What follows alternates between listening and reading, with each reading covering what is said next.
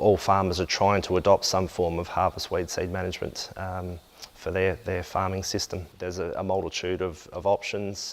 We've seen the first Harrington seed destructor in the district in 2017. There's a seed terminator further down the peninsula.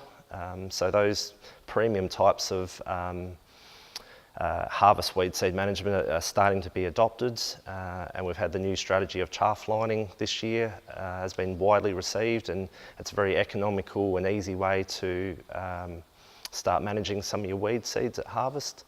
But typically chaff carts and narrow windrow burning have been the two that have been the main harvest management strategy for weed seeds. So I think we'll see narrow windrows decrease in the future.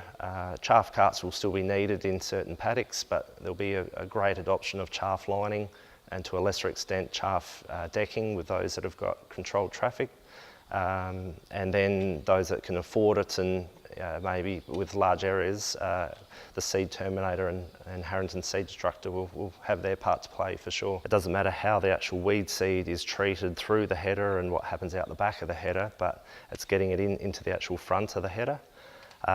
So the trial work that we've done has shown things like brome grass can be quite difficult to actually get in the header. It has a tendency to have quite a flexible stem that doesn't get cut by the comb, and then it stands back up again afterwards. So depending on the season and how early we are, we tend to get sort of 50 to 65% reduction in weed seed with brome grass. Ryegrass is a little bit higher, but that's also seasonal because in some years you can actually have a lot of rye just fall flat on the ground and therefore doesn't come in the header. Other years it's standing upright and can get cut cleanly, and we can have a result as high as maybe 80%. And similar with radish, it's probably the better of the three nasties that we're dealing with here.